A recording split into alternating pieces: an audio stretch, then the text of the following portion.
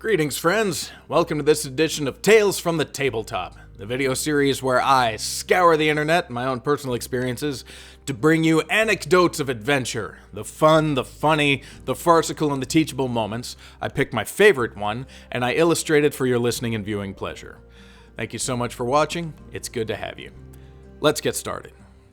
Our first story comes from Creaster. Creaster writes, "We were playing Star Wars D6. Our group had evolved from freelancing agents to proper rebels, and we were currently flying X-Wings to escort 2 medical frigates. There were some 3,000 people on board each, 750 crew, 750 patients, and about 1,500 refugees and evacuees. Suddenly, an Imperial Star Destroyer jumped out of hyperspace, spewing out TIE fighters of every variant, intent on killing every rebel scum they could find. We were seriously outgunned. We could perhaps save one of the frigates by focusing the fighter defense screen around that and sacrifice the other. At the table, we did not like that scenario one bit. We looked at each other around the table and nobody said a thing. But silently, an agreement took shape. We knew what we had to do. The guy playing the leader of the group went into character. Alright, green group, S-foils in attack position. Green 2, focus on the shield generators. 3 and 4, punch us a hole through those TIE fighters. 5, try and take out the hangars. 6, follow me to the bridge. Let's sink this MF'er. The GM blinked. You can't do that. Stop us, someone said. But it's an Imperial Star Destroyer. Yes, we know. The GM drew a huge triangle on a sheet of paper. This is the Star Destroyer. 6 small dots next to it. That's you. I think every GM in existence has used this trick, but to no avail. Yes, we know. Our only reply. To his credit, the GM didn't try to stop us. He went outside for a smoke and a think. And when he came back, he ran that fight.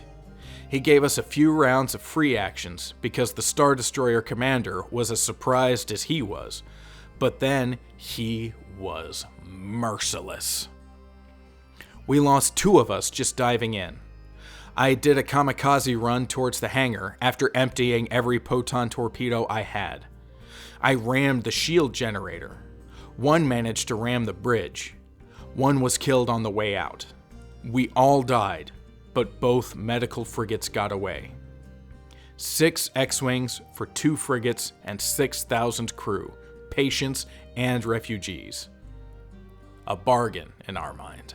Our next story comes from Commissar Chris, who writes, PvP Disaster. I was GMing Dark Heresy, and 2 of the player characters were arguing. It was in character, everything was fine at the table. They were on a military base surrounded by armed dudes and plenty of explosives nearby. This becomes important later. They ended up getting into a fist fight to settle the matter, and then another player character, trying to be helpful, decides to defuse the situation by readying his lasgun and firing a single shot at one of the fist-fighting characters. Now, the fun thing about Dark Heresy criticals is that it is possible to keep on critting and critting and critting. And then there are tables for all sorts of things that could happen as a result. The player crits, and then critted again, and he's done enough damage to outright kill the guy.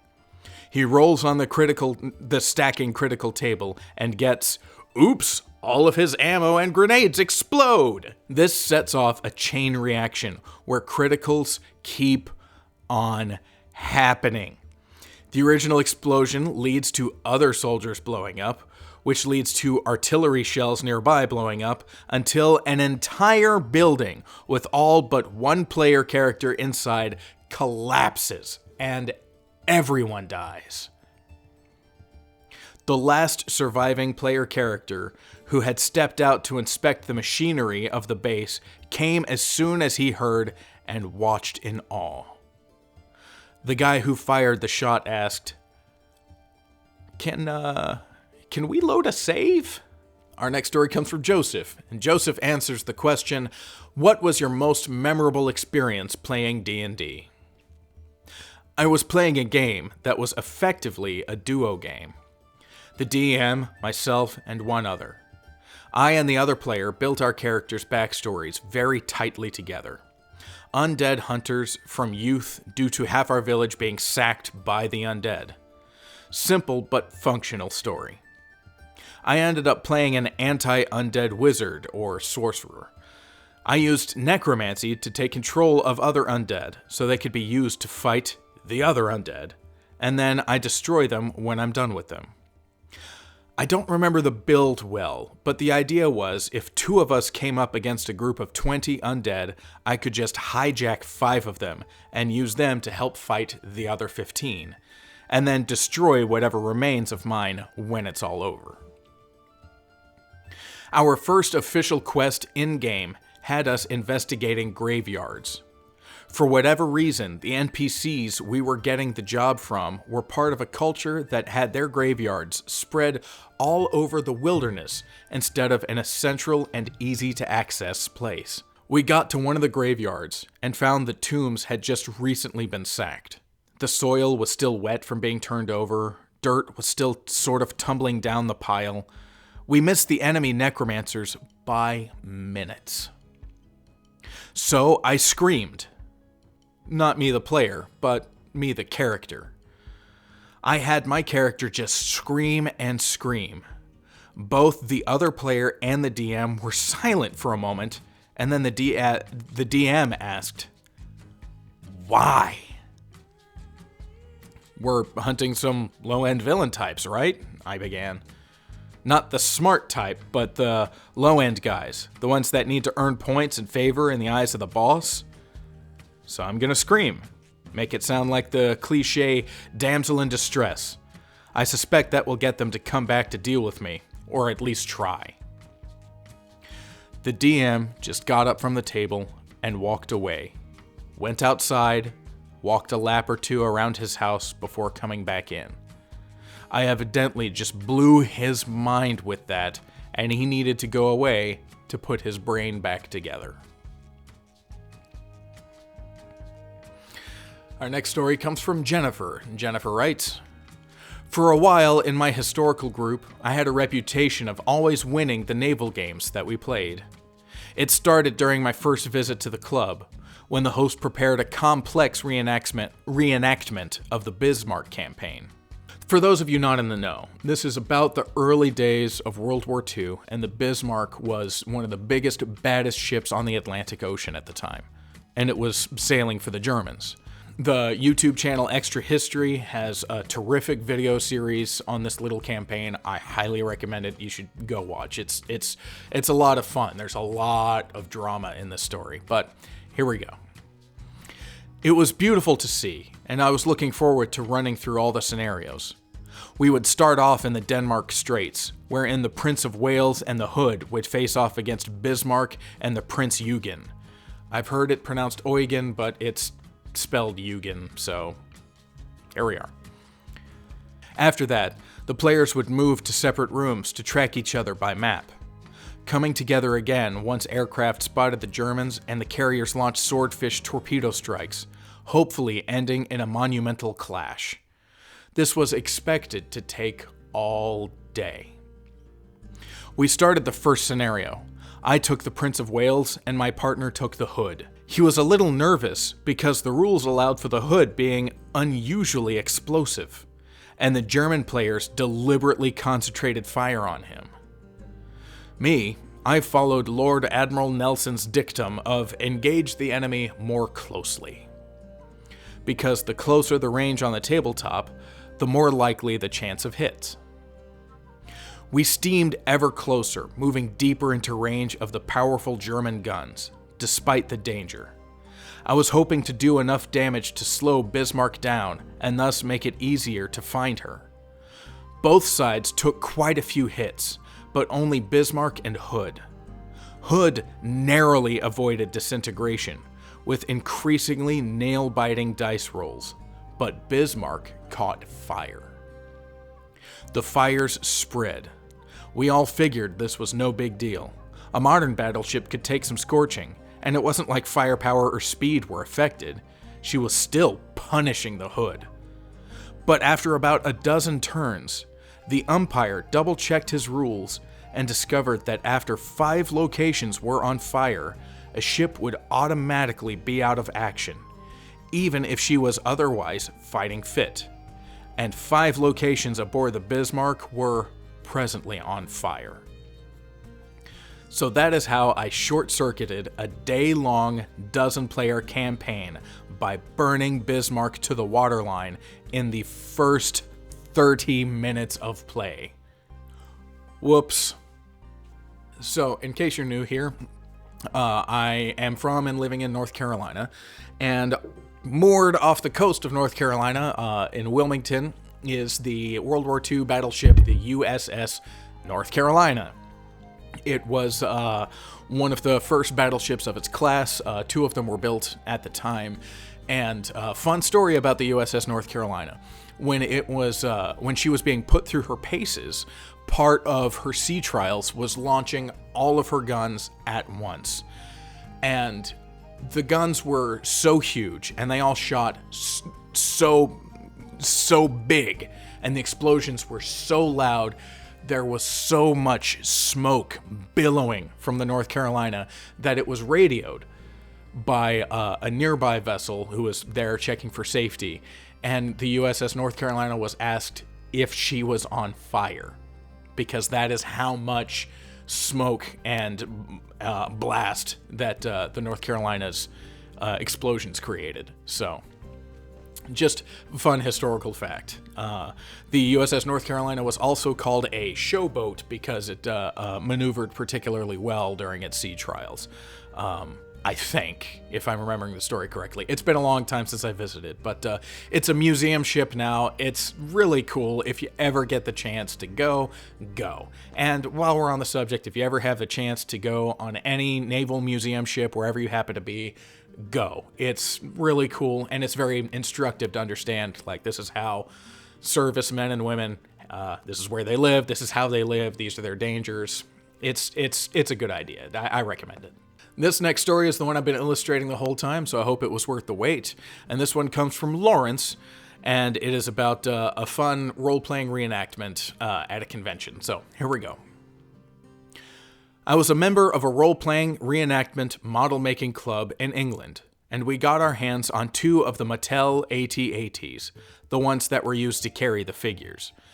Just as an aside, I was at one point in my life an avid Star Wars toy collector, and I don't believe Mattel made any of their toys. In the original run, Kenner had exclusive rights, and then in the second run during the movie's re-releases, while I was collecting, Kenner was bought out by Hasbro. So the Mattel version, I don't know.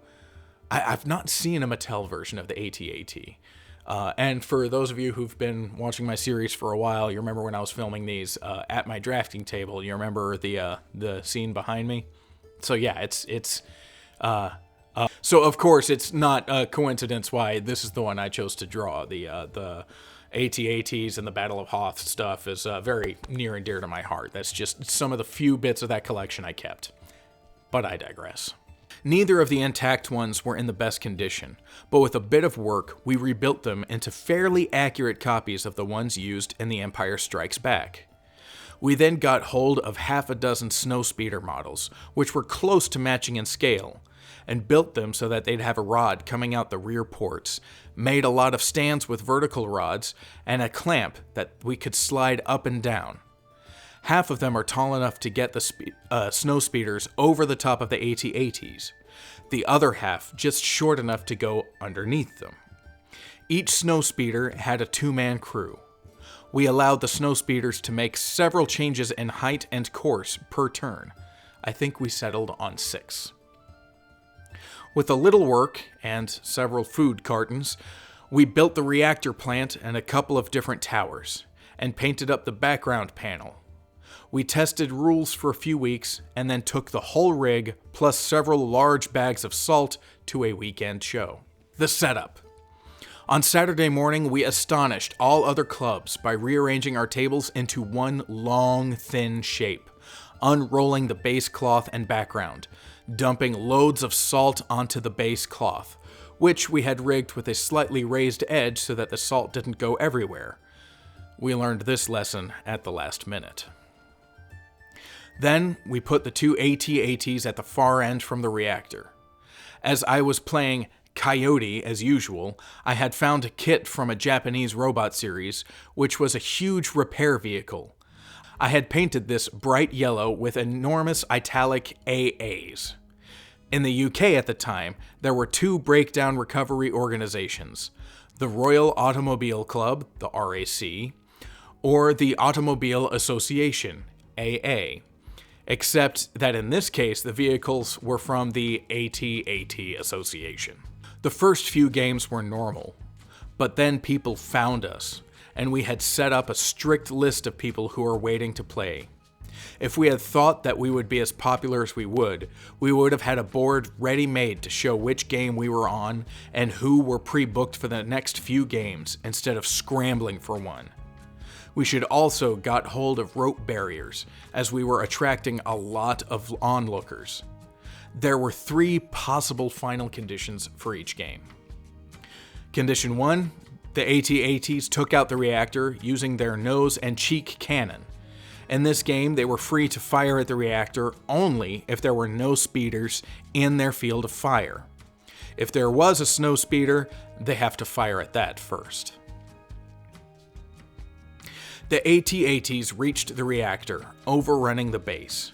They were moved forward at the end of each turn. Condition 2. The AT-ATs reached the reactor, overrunning the base. They were moved forward at the end of each turn. And condition number 3. The snow speeders managed to take out both AT-ATs. We even had a board which read, "Any Imperial commander who loses both AT-ATs without taking out the rebel shields will be traveling back to base, strapped to the outside of the Star Destroyer." The game. As I said, we had to set up a list of players for several games ahead, and for one game we had 12 medieval reenactors who turned up in full armor. They sat down, filling our game, and proceeded to play. It was a superb game. We lost one AT-AT whilst the rebels were slowly being whittled down. As the knights played, we began to hear messages over the speaker system asking, then ordering the reenactors to the field outside the building, but they didn't move. Except that as each snow speeder was taken down, the 2 players stood up and moved behind the remaining players. Eventually, we had them on their last snowspeeder with the dead players whispering suggestions to the remaining pilot and gunner, and our AT-AT was 2 turns away from overrunning the rebel base. It was at that moment that Coyote whispered in my ear, and I officially and loudly dubbed the players the Jedi Knights. We took their last snowspeeder out the following turn, but offered the Jedi Knights a rematch on the Sunday, after their reenactment battle. And that's the end for this one. So I'm just tickled pink. Like every other Star Wars fan from the original trilogy, the Battle of Hoth is just one of the most iconic bits of Star Wars and some of the most fun for me. And the AT-AT in my collection was one of the last things that I was able to actually get, but it was my white whale. I was such a broke kid. I did not make enough money mowing lawns and stuff. But I finally found that one at the flea market, and I was a regular at the flea market. I was on a first-name basis with a lot of the vendors. And the guy in charge of that particular booth cut me an unusually good deal. So this, of course, has a very warm place in my heart. Now, on top of that, just the image of medieval knights in full armor playing with Star Wars toys. Just of course I had to draw that. I had to draw that. And for those of you not in the know, plate armor was very much a high medieval thing. For the my favorite part of the Middle Ages history, chainmail, like the Crusader period, like around the First Crusade, chainmail and great helms and kite shields. That's where I live. And for those of you not in the know, that is the armor that they're more or less mimicking in Monty Python and the Holy Grail. And so, of course, who's my photo reference? Who are the two knights that I want going pew pew pew at a table? I want Sir Bedivere and the Black Knight. Now, clearly it's not actually Sir Bedivere because you don't see the mustache hanging out from the visor, and the Black Knight is not black, but, I mean, it's the same great helm for both, and this is a lot of fun for me, and the visual image is just, it's a delight for me, and I hope it's fun for you too. If you'd like the original art from this one, it is for sale on my website at coffeeandhate.biz. And if you're interested in following the development of an OSR role-playing game currently in production, then also please visit my website, check out my blog, where I am blogging and documenting the process of making my own role-playing game called Battle Jacket. A rules-light RPG set in the heavy metal hellscape, guaranteed to melt your face off. The very first, the rough draft of the rules is on DriveThruRPG. Pay what you want. Free is perfectly acceptable. In the meantime, thank you so much for watching. Thank you for listening. May your dice roll high and never be cursed.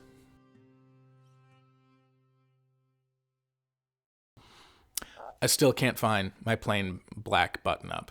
That's why I'm wearing this one again. No idea what I did with it. Not even a clue.